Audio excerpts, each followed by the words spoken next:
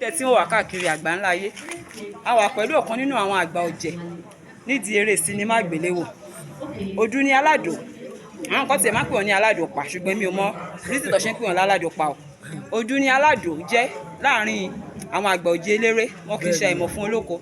Aládò, ẹ kí àwọn olólùfẹ́ yín kẹ́dẹ̀ sọ orúkọ yín lẹ́kùnrẹ́rẹ́. Mo kí ẹ̀yin bàbá mi, ẹ̀yin ìyá mi, ẹ̀yin ẹ̀gbọ́n mi lọ́kùnrin àti lóbìnrin. Mo lábùúrò ní gbogbo yín torí gbogbo yín lẹ jù mí lọ. Orúkọ tèmi ni Túnjí Táíwò tí gbogbo ayé mọ̀ sí Aládò. Ẹlòmíràn sọ pé Ado Wonder, èmi náà ni. Mo kí yín, ibi tẹ́ tí mówó tẹ́ fi ń ra sinimá wa kò ní tán lọ́wọ́ yín láíláí. Ìtàn kì í tán bí àkèré, owó ò ní tán lọ́wọ́ yín. Ẹ ṣé gan. Aládò, àwọn míì nígbàgbọ́ pé sinimá jagunjagun ibi tó ti ń ṣe babaláwo nìkan lẹ lè act. Ṣé tó bá fún yín ní role tí kò ń ṣe àwọn role tí mo ń sọ yìí jẹ́ lè ṣe? Kò sí role tí wọ́n fún mi nínú eré sinimá tí mi ò lè ṣe. Kò sí tí mi ò ti ṣe rí. Mo ti ṣe ọmọ ọ̀tá rí, mo ti ṣe gentle boy rí, mo ti ṣe olè rí, mo ti ṣe babaláwo kẹta pọ̀fọ̀ tá a ṣe gbogbo ẹ̀fẹ̀ tí kò sí nǹkan tó ń pè ní. Kódà mo tún ń ṣe comedy pàápàá. Kò sí role tí wọ́n fún mi nínú tíátà tí mi lè ṣe torí àfarabalẹ̀ akọ́ṣẹ́ yìí dáadáa ni. Ẹ jọ̀ọ́, ǹjẹ́ ta ni àwòkọ́ṣe yín di ṣe àti pọ́dọ̀ ta lẹ ti kọ́ṣẹ́? Ọ̀gá mi Babátúndé Adégòkè ni wọ́n ń pè é. Àwọn èèyàn tún ń pè ní ọmọ òbòkun. But àwọn èèyàn tó jẹ́ àwòkọ́ṣe mi wọ́n pọ̀ gan.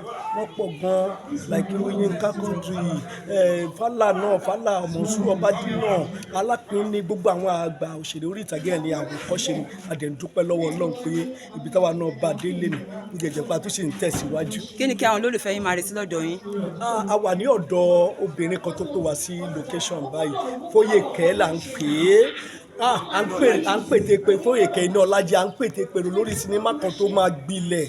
Tí sinimá yẹn ò bá ní gbilẹ̀, ẹ̀ ní rí mi ń bì báyìí. Kí sọ̀rọ̀ gbéraga toró lójú sinimá tí àwa gbọ́dọ̀ máa ṣe. A gbọ́dọ̀ ṣe ohun tó máa kú bá wa. Ìdí ẹbẹ̀ la wà. Ẹ rí pé ẹ ti rí Fálà, ẹ ti rí àwọn èèyàn kan ń bì báyìí náà. Sinimá yìí gbáǹkọ́gbì ni.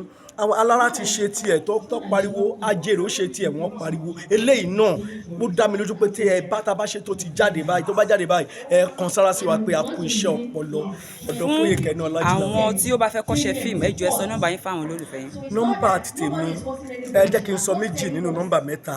Alákọ̀ọ́kọ́ nọ́mbà mi 080, that is my WhatsApp number, 0802828 again 1808. Ẹ sọ lẹ́ẹ̀kan sí. 0802828 ìkejì 08063655825 08063655825. Ẹ bá ti pè é Aládò ló.